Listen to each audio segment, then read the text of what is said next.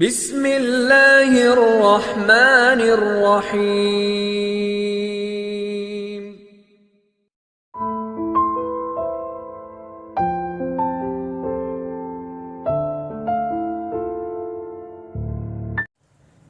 ایک مرتبہ کا ذکر ہے کہ ایک بادشاہ کے پاس ایک بڑا خوبصورت اور پیارا باز تھا۔ بادشاہ کو اس باز سے بڑی محبت سی۔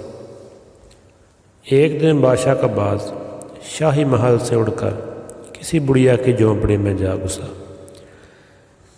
بڑھیا نے باز پکڑنے کی بڑی کوشش کی، بالآخر بڑھیا نے باز پکڑ لیا۔ بڑھیا باز کو دیکھ کر بڑی خوش ہوئی اور باز کی حالت دیکھ کر کہنے لگی، اس قدر خوبصورت پرندے کا اتنا برا حال کیا ہوا ہے۔ ایسے لگ رہا ہے کہ باز کسی جاہل کے پاس رہا ہے۔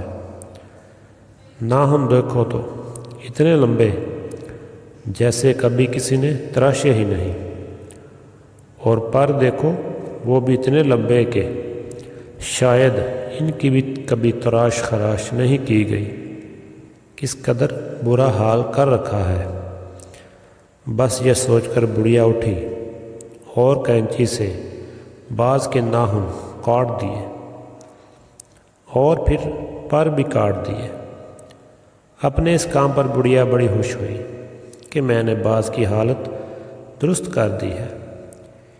اسی اثناء میں بادشاہ اپنے مصاحبوں کے ساتھ باز کو ڈھونڈتے ڈھونڈتے اسی بڑھیا کی جھونپڑی میں پہنچ گیا۔